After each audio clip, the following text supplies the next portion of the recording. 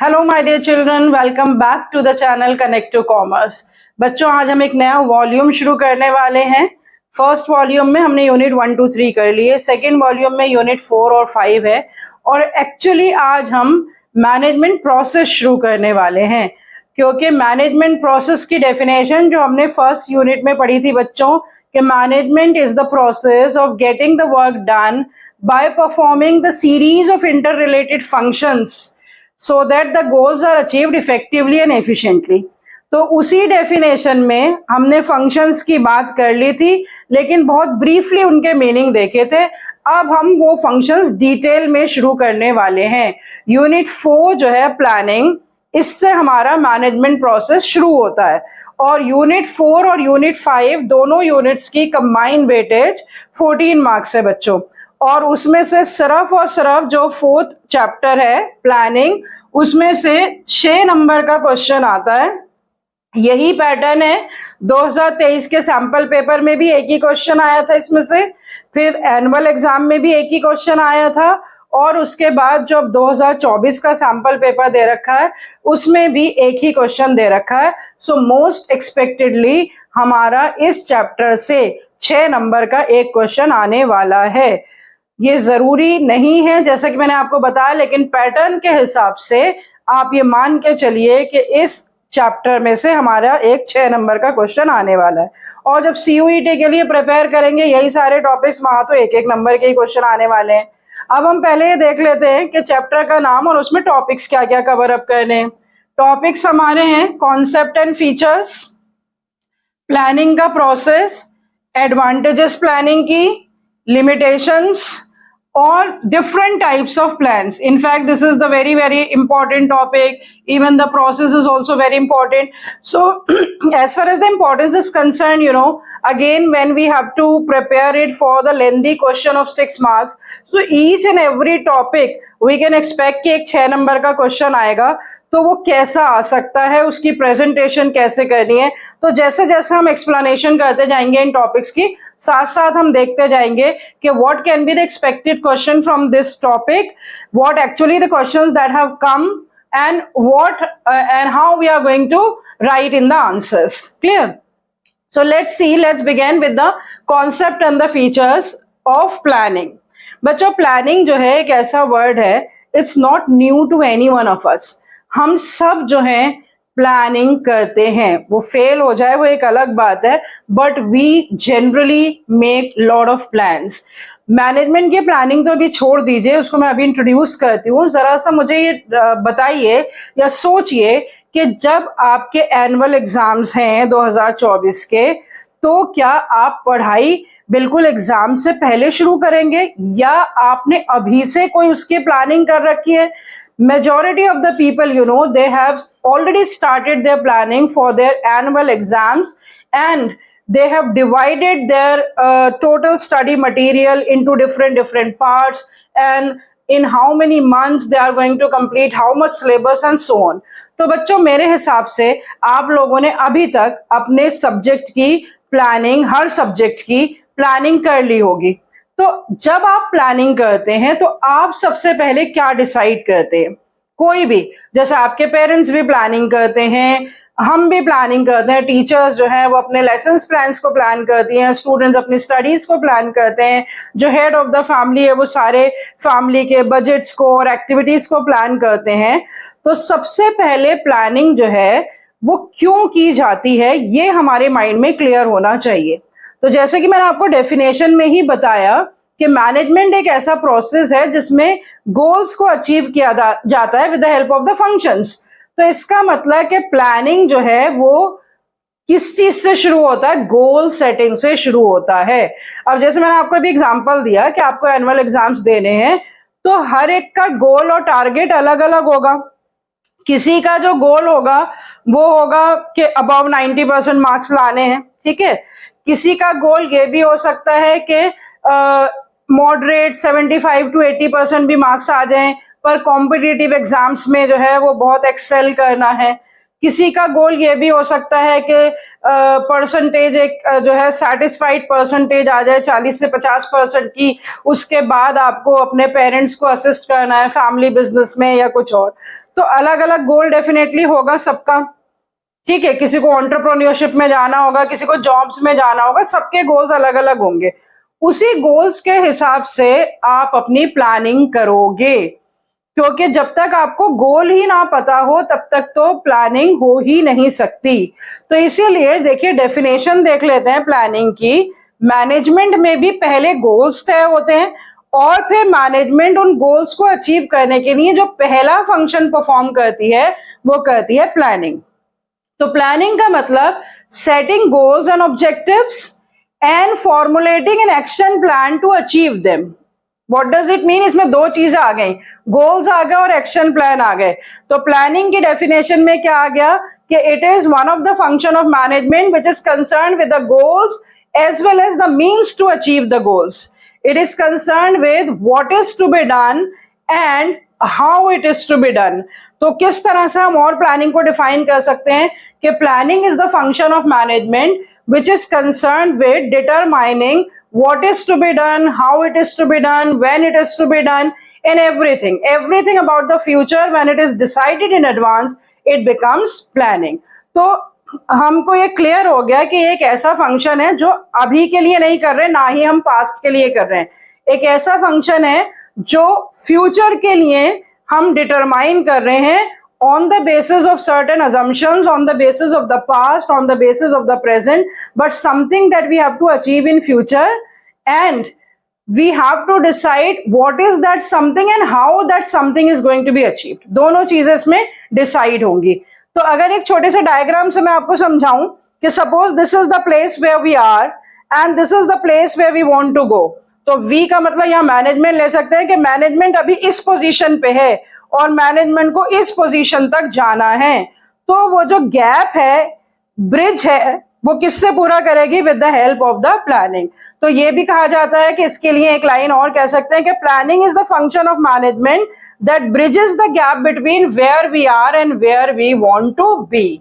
तो जहां से जहां तक हमें जाना है उस गैप को पूरा करने के लिए जो फंक्शन परफॉर्म किया जाता है that function is called planning. तो अब देखिए बच्चों, इसी डेफिनेशन में प्लानिंग के हमारे बहुत सारे फीचर्स जो हैं वो हमारे सामने आ गए, ठीक है। सबसे पहले तो क्योंकि प्लानिंग गोल्स से रिलेटेड होती है, ऑब्जेक्टिव से रिलेटेड होती है, तो सबसे पहला फीचर जो प्लानिंग का आया कि planning focuses on achieving objectives. कि प्लानिंग जो फंक्शन है उसका मेन फोकस जो है वो क्या है? ऑब्जेक्टिव्स। क्योंकि उन ऑब्जेक्टिव्स की बेसिस पे, उन गोल्स की बेसिस पे ही एक्शन प्लान्स डिटरमाइन किए जाते हैं। तो जैसे मैंने आप अभी एग्जांपल लिया था, आपका पर्सनल एग्जांपल, कि आपको अपनी स्टडीज प्लान करनी है तो आपके एक्शन प्लान उसी गोल्स के हिसाब से अलग अलग होंगे।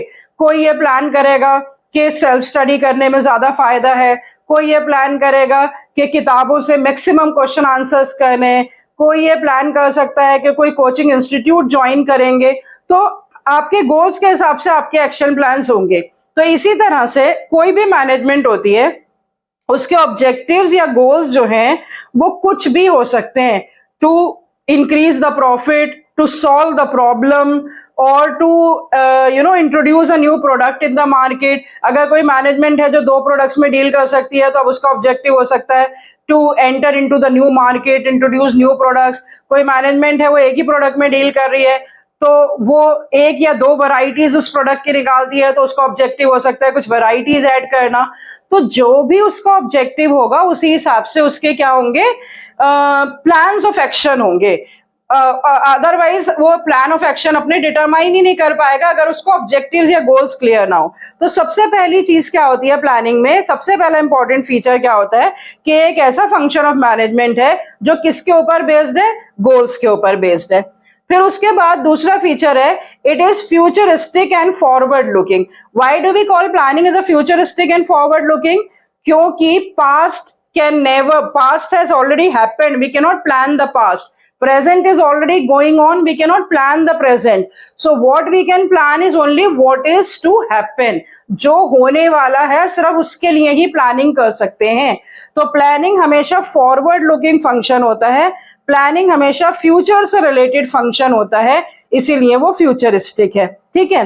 फिर उसके बाद है planning is the primary function of management, क्योंकि जो डेफिनेशन ऑफ मैनेजमेंट प्रोसेस शुरू होती है वो भी प्लानिंग से ही शुरू होती है। जो दूसरे फंक्शंस हैं, ऑर्गेनाइजिंग, स्टाफिंग, डायरेक्टिंग, कंट्रोलिंग, वो सारे फंक्शंस तब तक परफॉर्म नहीं हो सकते जब तक प्लानिंग फंक्शन परफॉर्म ना हो, क्योंकि जब हम गोल्स तय करते हैं उसके हिसाब से हम फिजिकल और ह्यूमन रिसोर्सेज डिटरमाइन करते हैं ऑर्गेनाइजिंग में, उसके हिसाब से हम लोगों को अपॉइंट करते हैं ऑर्गेनाइजेशन में, उसी के हिसाब से उन्हें डायरेक्शंस देते हैं और फिर ये देखते हैं कि वो गोल्स हमारे अचीव हो रहे हैं या नहीं हो रहे with help of controlling function. तो बिल्कुल क्लियर है कि जो बेस फंक्शन है without which the other functions of management are not possible, that particular base function, that particular primary function is planning। तो प्लानिंग एक ऐसा प्राइमरी फंक्शन है जिसके बिना दूसरे फंक्शंस परफॉर्म ही नहीं हो सकते। इसको प्राइमेसी ऑफ प्लानिंग का फीचर भी हम कहते हैं। क्लियर? उसके बाद परवेसिवनेस। परवेसिवनेस तो हम बहुत बार देख चुके हैं। Management is pervasive in the same way when management is pervasive and planning is also pervasive. चाहे वो टॉप लेवल हो, चाहे वो मिडिल लेवल हो, चाहे वो लोअर लेवल हो, सबको प्लानिंग करनी पड़ती है।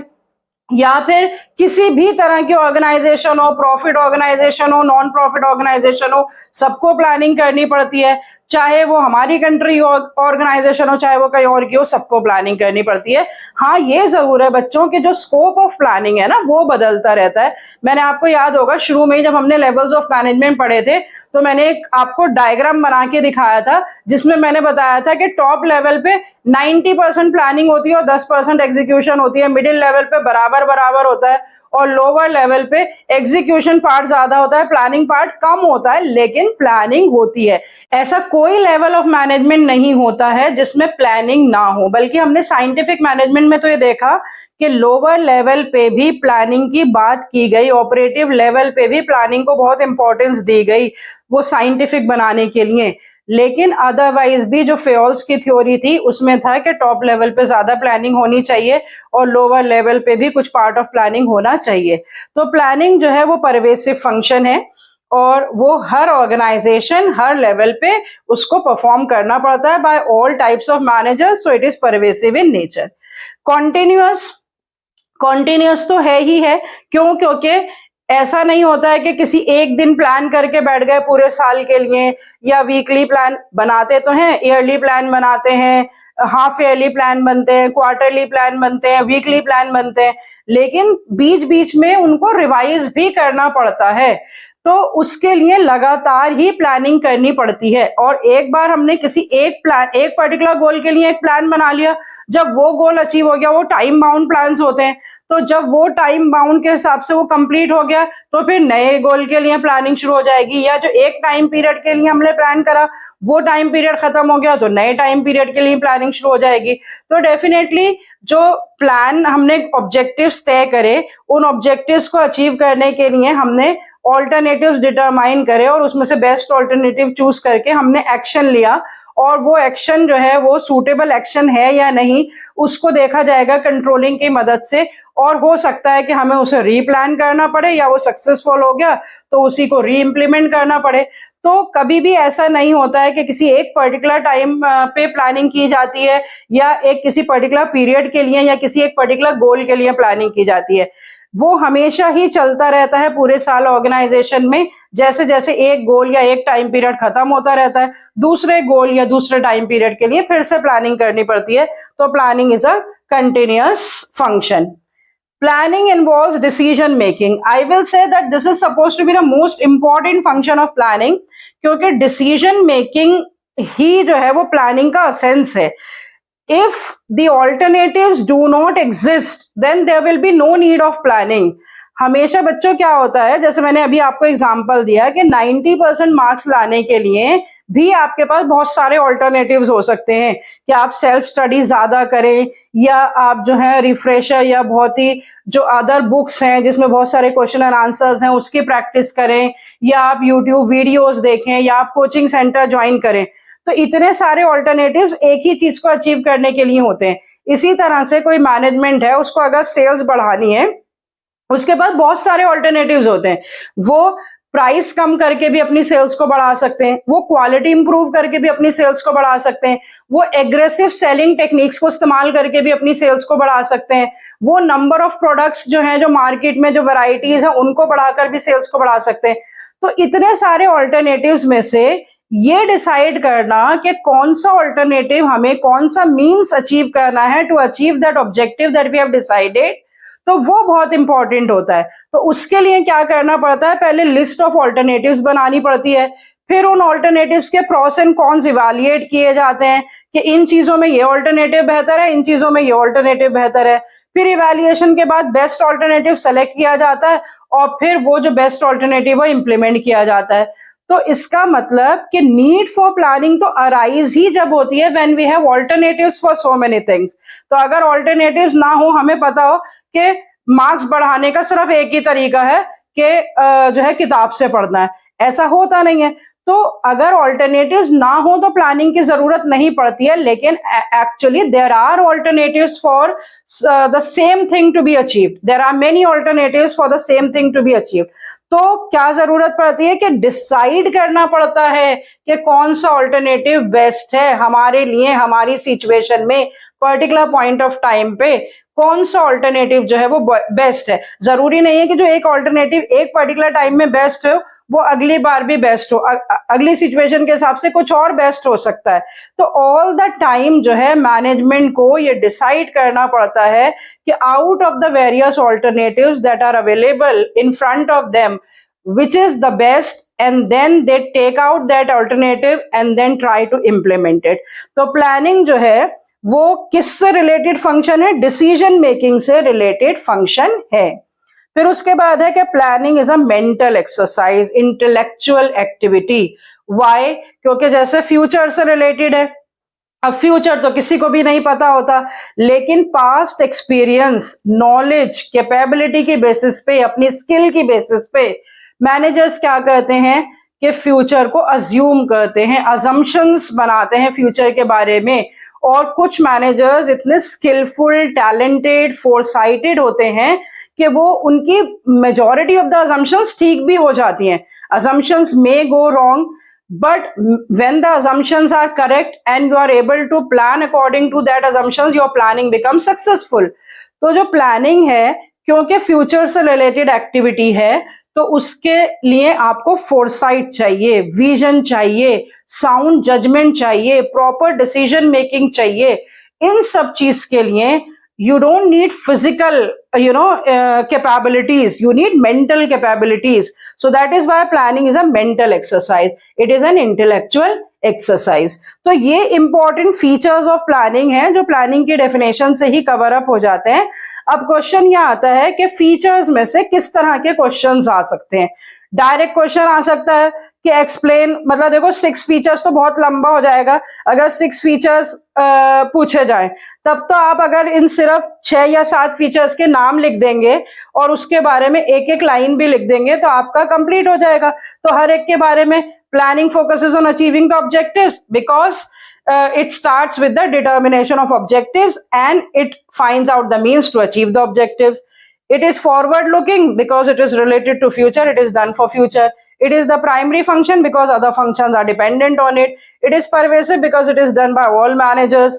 It is continuous because once the plans are achieved for a particular period, then for the next period you have to do the another planning. It involves decision making because there exist the alternatives. It is a mental exercise because it requires sound judgment, foresight and vision. तो इतनी छोटी छोटी सी भी explanation में ये 6 number के आपके features clear हो जाएंगे। लेकिन सपोज इसमें से कोई केस स्टडी आ जाए कि एक ऑर्गेनाइजेशन है वो ऐसे ऐसे ऐसे ऐसे करती है, तो इसमें से आप आइडेंटिफाई करिए कि कौन से फीचर्स ऑफ प्लानिंग इसमें हाईलाइट हो रहे हैं। तो उस हिसाब से आप क्या करेंगे, तब भी आप वो पॉइंट्स अंडरलाइन कर देंगे और फिर आप लिख देंगे कि ये फीचर्स हैं और ये इन पॉइंट्स से जो है वो हाईलाइट हो रहे हैं। तो आप केस स्टडी भी, या सपोज आपको कोई 2 ही फीचर पे क्वेश्चन पूछा जाए कि कोई से भी 2 फीचर्स ऑफ प्लानिंग जो है वो आप एक्सप्लेन करिए और वो 3-3 नंबर के हों, तो आप उसमें से हेडिंग देंगे और उसके एक हेडिंग देंगे, उसको स्टेट करेंगे, उससे रिलेटेड कोई एग्जाम्पल देंगे और फिर उसके बाद आप उससे रिलेटेड कोई भी पिक्चर या क्लासिफिकेशन चार्ट या कोई डायग्राम बना के उसको प्रेजेंटेबल बना सकते हैं। तो डिटेल में तो हम क्वेश्चन आंसर्स बाद में डिस्कस करेंगे, लेकिन फिलहाल ये टॉपिक जो है सिंपल कि what is planning and what are the features of planning, I hope कि इतनी एक्सप्लेनेशन से आपको क्लियर हो गया होगा। ओके